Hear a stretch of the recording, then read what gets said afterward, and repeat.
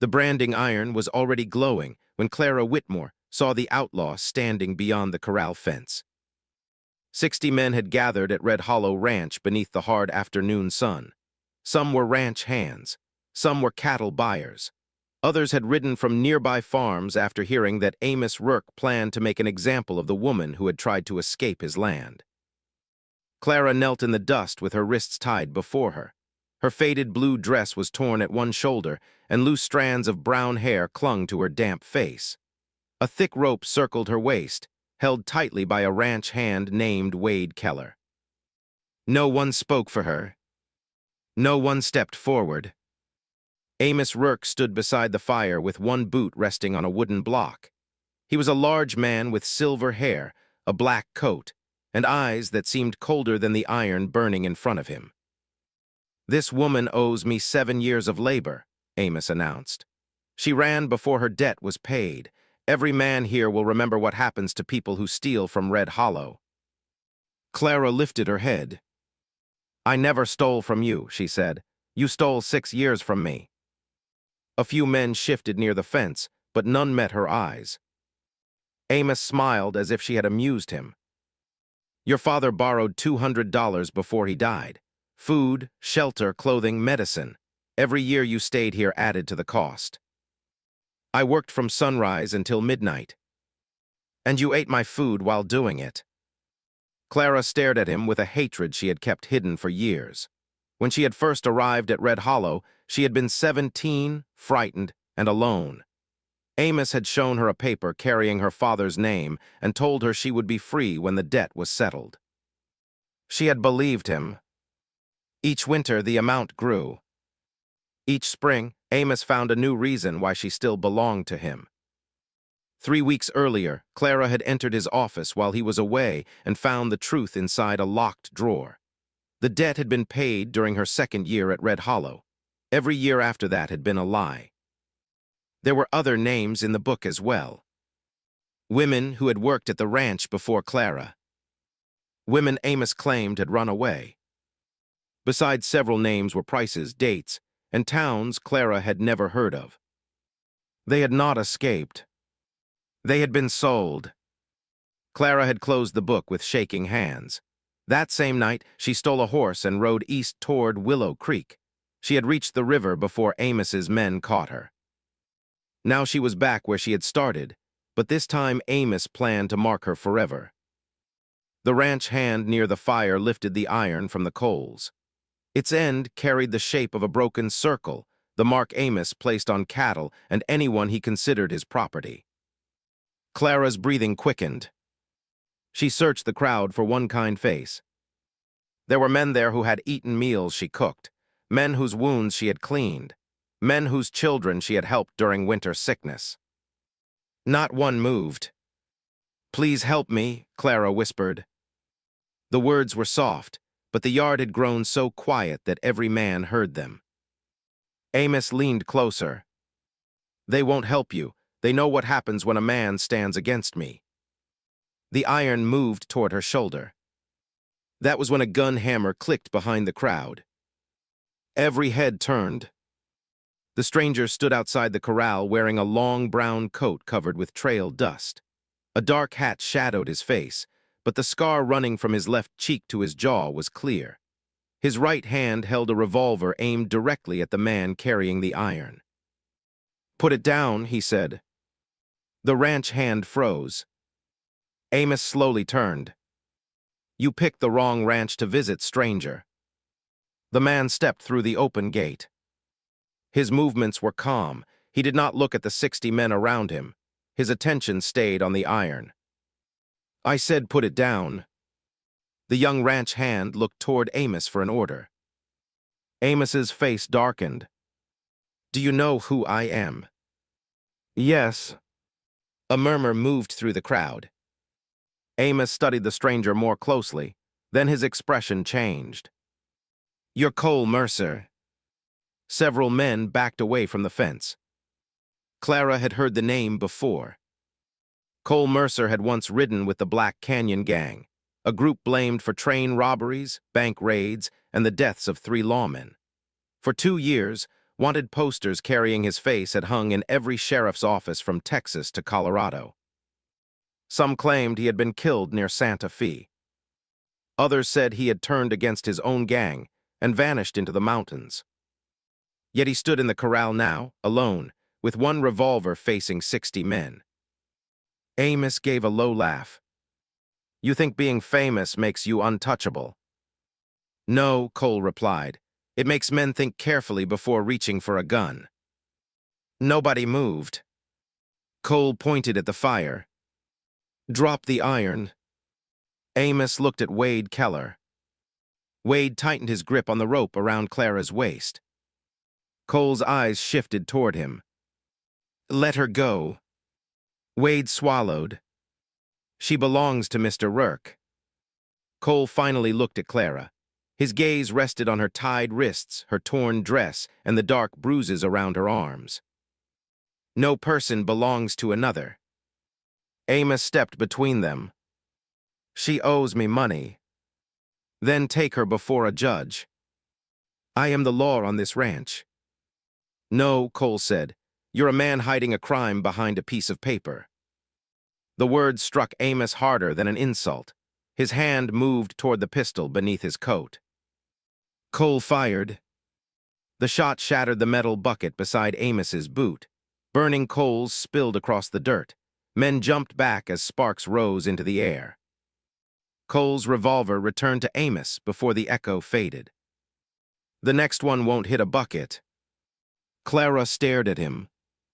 He had not come charging like a hero from a story. He had not shouted. He had not promised to save her. He simply stood there as if 60 armed men were nothing compared to the one thing he had decided must not happen.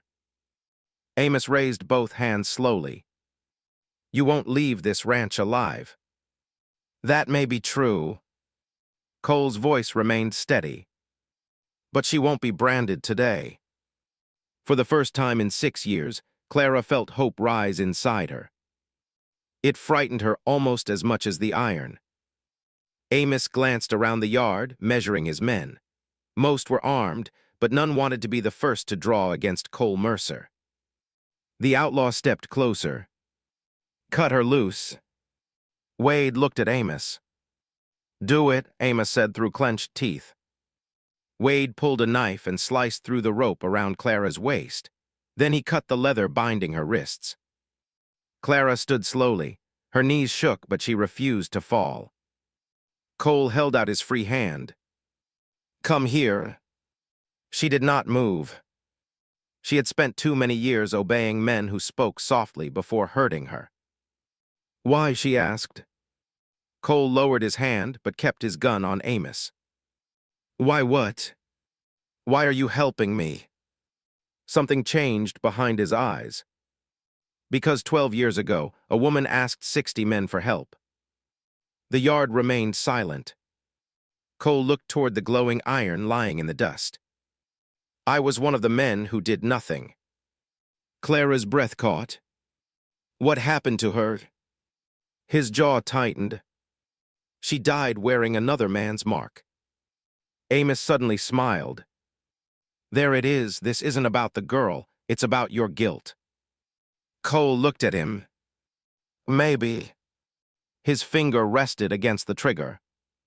"But guilt brought me here, and it seems fear is keeping your men still." He turned slightly toward Clara. "There's a gray horse outside the gate. Get on it." Clara looked toward the ranch house. Inside Amos's office was the ledger. The book containing the names of every woman he had trapped, sold, or buried beneath a lie. If she left without it, Amos would burn the evidence before sunset. "I can't go yet," she said. Cole's eyes narrowed. "Why?" Clara looked directly at Amos. "Because there's a book inside his house that can hang him." Amos's face lost all color. Then, from somewhere behind the ranch house, a rifle fired. The rifle shot tore through the corral fence and struck the ground beside Cole Mercer's boot. Dust burst into the air. Cole moved before anyone else. He caught Clara by the arm, pulled her behind a water trough, and fired toward the ranch house. His bullet shattered the upper window where the shot had come from. Men shouted and rushed for cover. Amos Rourke dropped behind the wooden block near the fire. Wade Keller threw himself flat in the dirt. The 60 witnesses who had stood so still moments earlier scattered across the yard as if the devil himself had entered the ranch. "Stay down," Cole ordered. Clara pressed her back against the trough. "The ledger is in his office," she said. "Second floor, last room on the right." Another rifle shot struck the water trough. A thin stream began leaking from the hole. Cole looked toward the ranch house. "How many men inside?" "2 guards at night, maybe 3 today." "You know another way in." "The kitchen door at the rear. The lower hinge is broken. It can be lifted without making a sound." Cole looked at her wrists. The leather bindings were gone, but the red marks remained. "You should ride." "I am not leaving that book." "You nearly got branded." "And if I leave without proof, another woman will kneel in that dirt next month." Cole studied her face. Fear was there, he could see it clearly, but beneath the fear was something stronger. Clara had reached the end of being afraid for herself alone. Cole nodded once. "Then stay close." He rose just enough to fire twice toward the ranch house. Men near the porch ducked behind barrels. Cole grabbed Clara's hand, and together they ran along the corral fence toward the barn. Amos shouted behind them, "Stop them!" 2 ranch hands drew their guns, but neither fired. They had watched Amos prepare to brand a woman in front of them. Now they had to decide whether they were willing to kill for him too. One lowered his weapon. The other stepped aside. Cole and Clara reached the barn. Horses screamed inside, frightened by the gunfire. Cole pulled open the side door and pushed Clara through. The barn smelled of hay, sweat, and old leather. Sunlight cut through gaps in the boards. Clara knew every stall, every ladder, and every loose plank. She had cleaned the place every morning for 6 years. She moved quickly toward the rear. "There's a small door behind the feed sacks." Cole followed her. "You planned this before." "I planned running every day." They found the door and slipped into the dry field behind the barn. From there, they crossed low behind a stone wall and reached the kitchen garden. The gunfire in the yard continued, but it had become wild and confused. Amos's men were shooting at shadows because none of them knew where Cole had gone. Clara reached the kitchen door. She lifted it gently on the broken hinge and pushed. The door opened without a sound. Inside, the kitchen was empty. A pot of stew sat over low coals. Fresh bread rested on the table. Clara stopped for 1 second. For years, she had stood in that room cooking meals for men who never asked whether she had eaten. She had washed blood from their shirts, polished their boots, and listened while Amos laughed about debts that would never end. Now she stood there with an outlaw holding a revolver and freedom, waiting somewhere beyond the walls. Cole touched her shoulder lightly. "Keep moving." She led him into the hallway. They reached the stairs and climbed slowly. Every board sounded louder than a gunshot to Clara. She knew Amos's house better than Amos did, but fear changed familiar rooms. Shadows looked like men. Curtains looked like rifles. Halfway up, a guard appeared at the top of the stairs. He raised his pistol. Cole fired first. The bullet struck the wall beside the guard's head.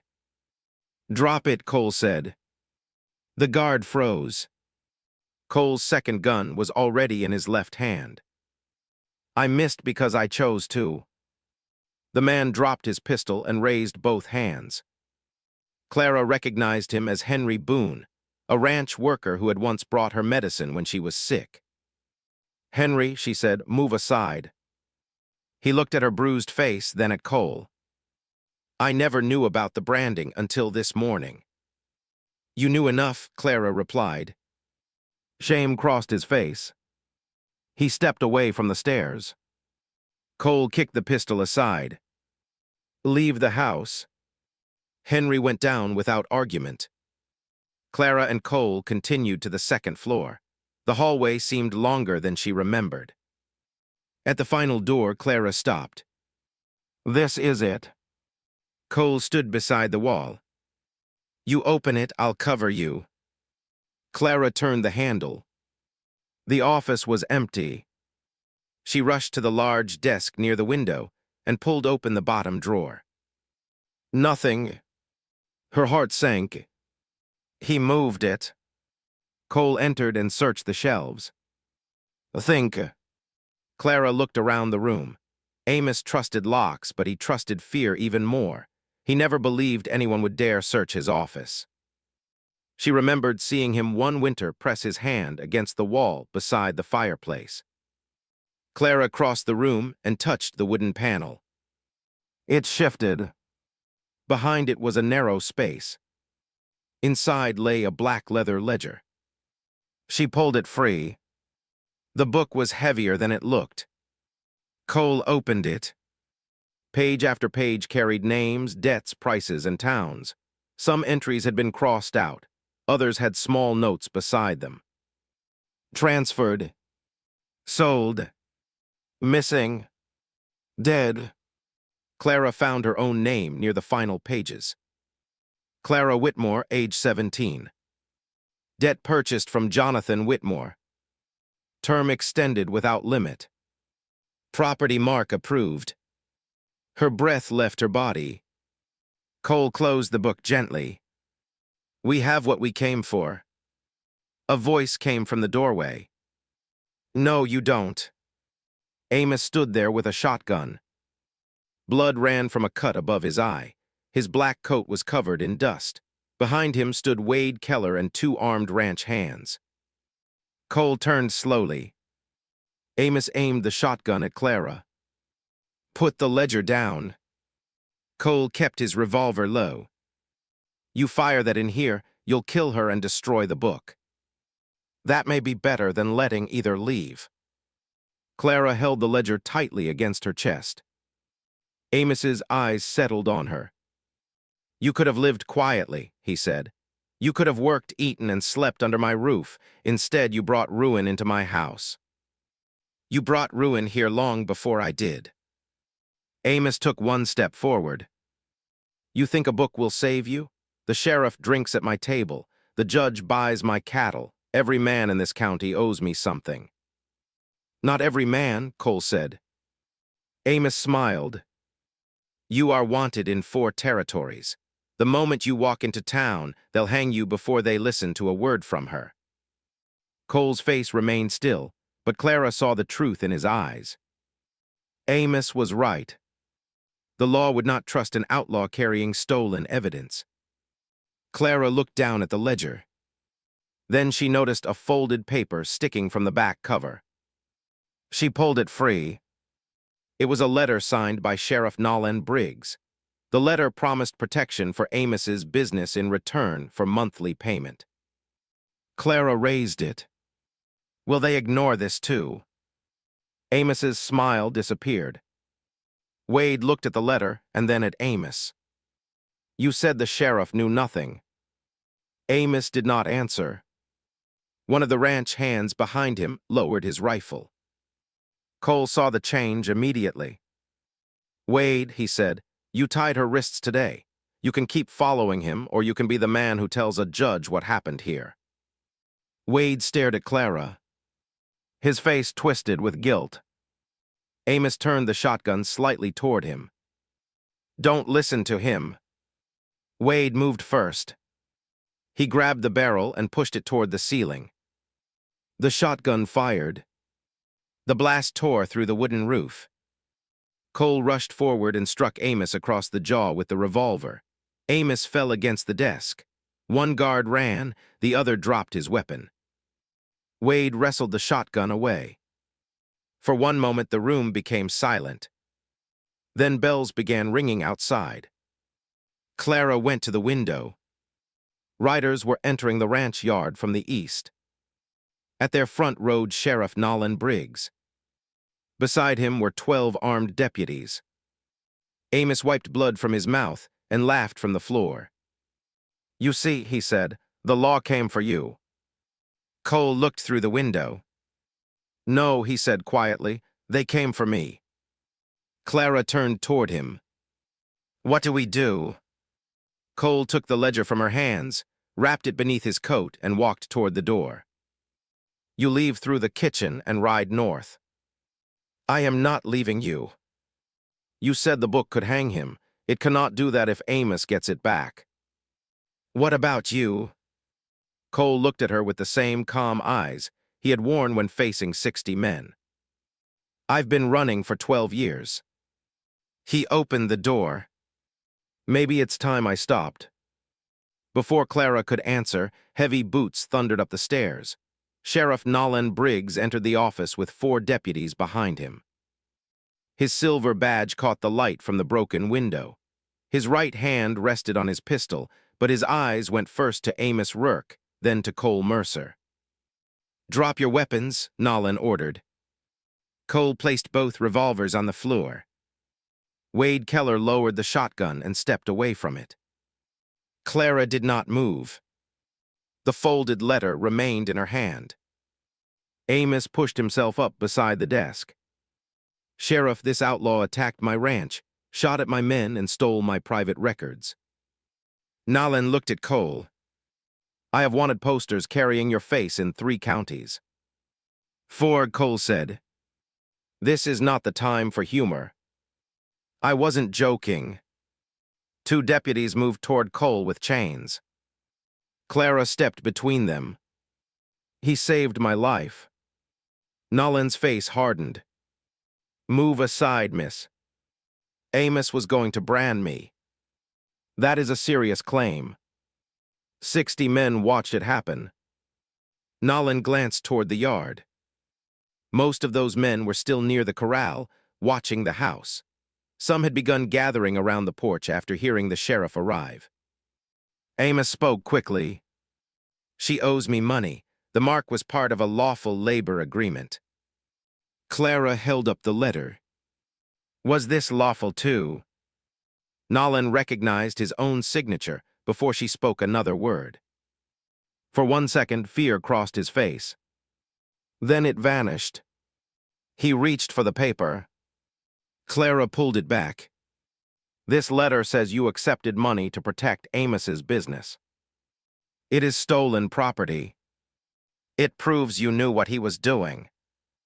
Nolan turned toward his deputies. Arrest the outlaw and the woman. The men hesitated. Wade stepped forward. I saw the ledger. Nolan looked at him. You should think carefully before speaking. I have spent years thinking carefully, Wade replied. That is why I stayed silent for so long. He pointed toward Amos. He kept women here through false debts. When they tried to leave, he sold them or sent men after them. Clara was going to be branded like cattle. A deputy named Frank Dalton removed his hand from his gun. My sister worked here 3 years ago, he said. Amos told us she ran away. Amos looked at him. Oh, she did. Frank's voice shook. Her name is in that book, isn't it? Clara looked toward Cole. He pulled the ledger from beneath his coat and opened it. What was her name? Clara asked. Lucy Dalton. Clara turned the pages until she found it. Lucy Dalton, age 22. Debt transferred to a cattle camp near Black Ridge. Payment received in full. Frank stared at the entry. My sister never left us, he whispered. No, Clara said. She was sold. The deputy's face changed. He stepped away from Sheriff Briggs and drew his pistol, but he did not aim it at Cole. He aimed it at Amos. Where is she? Amos raised his hands. I don't remember every worker who passed through this ranch. She was not a worker, she was my sister. The other deputies began looking at one another. Nolan saw control slipping away. He drew his gun and aimed at Clara. Give me the ledger. Cole moved in front of her. You'll have to shoot through me. You are already a dead man. Then you have nothing to threaten me with, Nolan's finger tightened around the trigger. Before he could fire, a voice rose from the stairs. "Federal Marshal, lower that weapon." A broad man wearing a gray coat stood at the top of the steps. Behind him were 6 riders carrying federal badges. Marshal Benjamin Cross had come to Red Hollow with papers from a judge in Cedar Falls. 2 weeks earlier, Cole had sent him a letter describing Amos's business and asking him to arrive on branding day. Clara looked at Cole. "You knew he was coming." "I hoped he was." Benjamin entered the office. "Sheriff Briggs, place your weapon on the floor."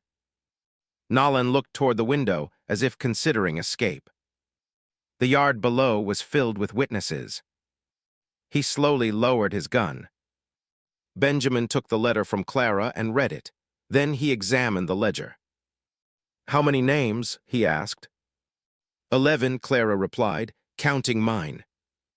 The marshal looked at Amos. "You are under arrest for forced labor, fraud, kidnapping, and the unlawful sale of human beings." Amos laughed, but the sound was weak. "You think one stolen book will convict me?" "No," Benjamin said. "The book, the sheriff's letter, your workers, your son, and 60 witnesses might."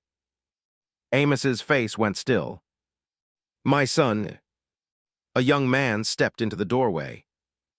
Daniel Rourke was 23, with his father's dark eyes and none of his cruelty. He had been away working cattle near Silver Creek when he learned what was happening at the ranch. "I found Mother's name in the old papers," Daniel said. Amos stared at him. "Your mother abandoned us." "No, you sold her debt to a mining camp after she tried to leave you." "That is a lie." "I found the receipt in your room." Daniel held up a yellowed paper. "You told me she chose another man. You let me hate her for 15 years because the truth would have shown what you were." Amos's anger finally broke through his calm face. "You are my blood. That does not make me yours." Benjamin ordered his men to place Amos and Nolan in chains. Frank Dalton helped bind the sheriff's hands.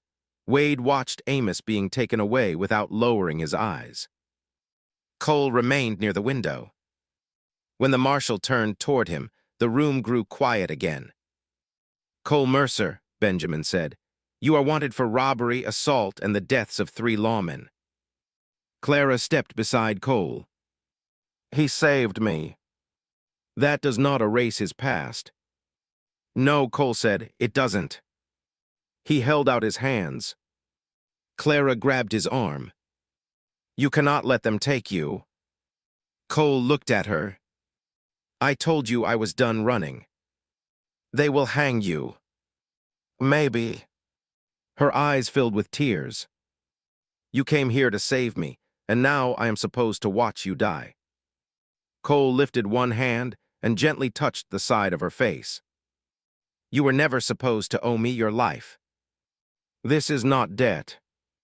"What is it?" Clara struggled to speak. She had spent 6 years hiding every feeling that could be used against her. She had learned to survive by keeping her heart silent. Now silence felt like another prison. "I love you," she said. The whole room seemed to disappear around them. Cole's calm expression broke. For the first time, the outlaw looked afraid. "You don't know enough about me. I know you walked into a yard filled with 60 armed men because one woman asked for help. I have done terrible things. Then spend the rest of your life doing better."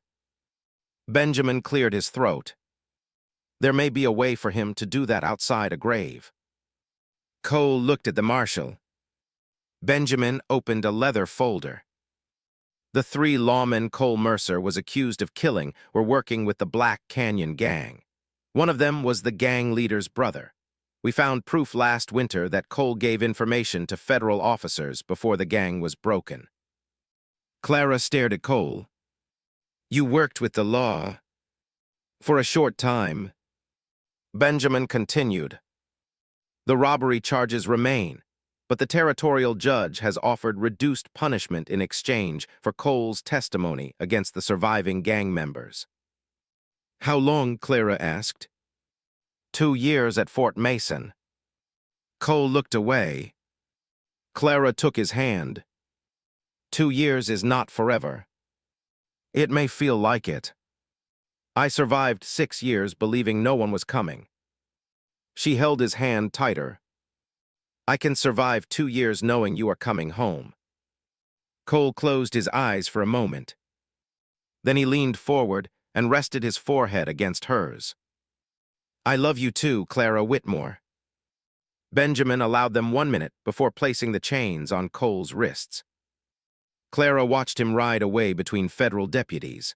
Her heart broke, but this time sorrow did not feel like the end of her life. It felt like a promise waiting to be kept.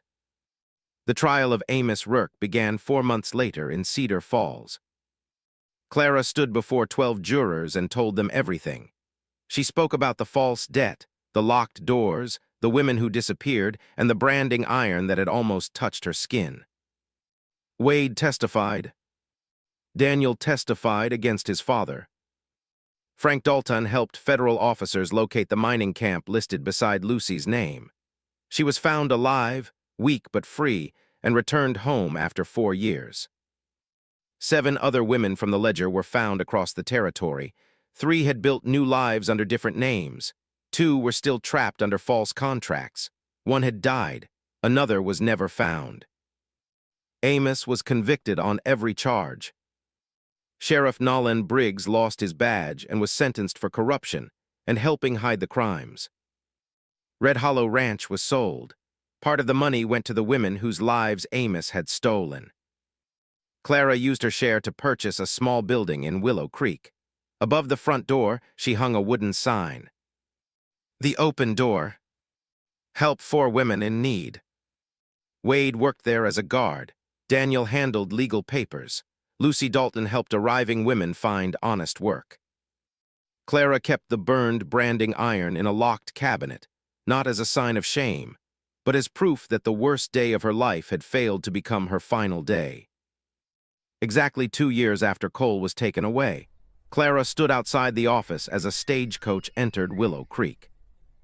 A tall man in a brown coat stepped down. The scar still crossed his face. His hair was longer, and his eyes carried the tired look of a man who had counted every day until freedom. Clara walked toward him. Cole removed his hat. I wasn't sure you would wait. I told you I would. I had nothing to offer except a bad name. She took his hand. You gave me the first choice of my life. People gathered along the street, but Clara did not care who watched. Are you staying? She asked. If you will have me. She smiled through her tears. I have a room with a lock that turns from the inside. Cole laughed softly.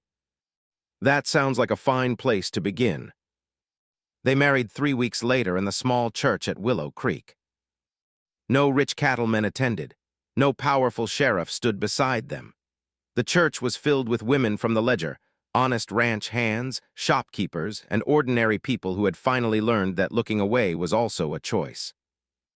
Years later, another frightened woman arrived at the open door near sunset. Her wrists carried rope marks, and her dress was covered in road dust. She stood before Clara's desk and whispered the same words Clara had once spoken in front of 60 silent men. Please help me. Clara rose and crossed the room. Cole stood near the window, older now, his revolver hanging untouched at his side. Clara took the woman's hands gently. You are safe here, she said. No one owns you and no one will ever brand you. Outside, the evening sun turned the hills gold.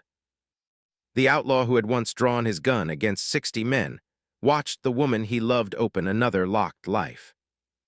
This time, no shot was needed.